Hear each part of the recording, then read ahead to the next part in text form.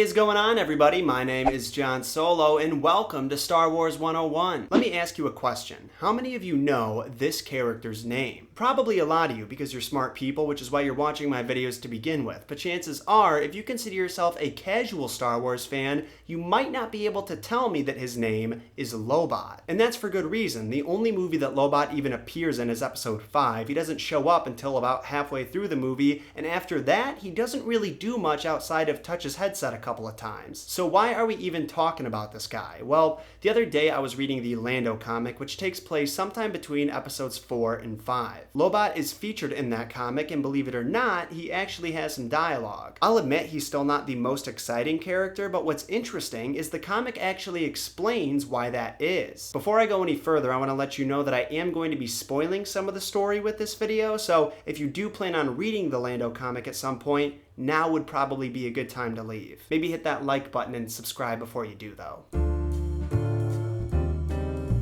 Alright, so let's dive in. There is no doubt that Lobot's most iconic feature is the cyborg construct implanted into the back of his skull. Appropriately, this is also the main source of his shortcomings as a character. In addition to just making him look pretty lame, the construct also detracted from Lobot's personality. The trade-off for receiving it was that he can make nearly instantaneous battlefield calculations similar to the ones that we hear C-3PO rattle off from time to time. It also allowed him to wirelessly communicate with computer networks similar to the one on Cloud City. Believe it or not, he was actually given the implants by the Empire. Sometime before he teamed up with Lando, he was hired by them to give them quick battlefield calculations. According to Lando, the main reason that Lobot agreed to this is because he's not much of a fighter, and with the implants he could run those calculations safe back at base instead of on a battlefield. The downside to having these implants is that they're constantly trying to take over Lobot's mind. Yeah. Pretty intense, right? When he gets too unfocused, as he calls it, so when he drinks alcohol or gets seriously injured, he can't fight them off so well. And unfortunately, the latter of those two examples is the situation he finds himself in the comic. After Lando, Lobot, and some other mercenaries steal Palpatine's pleasure yacht, as it's referred to, they start searching the ship for any valuables that they can take home with them. There's one door on that ship that needs to be hacked open, so naturally Lobot approaches it, does his thing, and opens it right up. Unfortunately, on the other side of this door were two Imperial guards, and pretty much immediately after it opens up, Lobot gets stabbed by one of them. That's right, one of the few times that we ever see the Royal Guards do anything at all. They're stabbing a character also infamous for not really doing anything at all. It's tragic. It really is. Because of the injury, Lobot ends up on the sidelines for most of what's left of the story. He's put in a bacta-tank on board the Emperor's yacht, which is pretty much what saves him from actual death, but he ends up having to stop the treatment early so he and Lando can leave the ship before it self-destructs. This is where we lose Lobot and that sliver of a personality he's got forever. He doesn't die, but in order to activate the escape pods on board Palpatine's ship, he has to utilize his implants. In his injured state, the implants were already aggressively trying to take over his mind, so when he finally let them have control, they never let it go. So essentially what the implants did was optimize his conscious. He lost all of his personality and the ability to speak and became a computer in a human body, aka the way we see him in episode 5. There is more to Lobot's story than this, but that is all we are going to talk about today outside of one big announcement. I mentioned this in my Disney video from last week, but I wanted to make sure that my fellow Star Wars fans knew it as well. From this point forward, I'm going to be uploading all of my content to my Facebook fan page at facebook.com/TheRealJohnSolo. Being that it's been about 3 months and my videos still aren't being sent to all of your guys' sub boxes, despite the YouTube support team reassuring me that it's their top priority, I've decided to diversify my assets. I'm still going to be uploading all of my content to the YouTube channel, of course, so if you haven't already, make sure that you're subscribed and have notifications turned on. But if you want another way to access my content and have more spicy Star Wars memes show up in your newsfeed, go to facebook.com/TheRealJohnSolo, hit that like button, hit that follow button, and click see first. If you're not on Facebook but have a Twitter, or maybe you got both, also consider following me on there because I post really similar stuff to both pages in addition to links to my videos the second they're uploaded. Thank you all so much for watching this video. I'll be seeing you in just a couple of days. In case you forgot, my name is John Solo,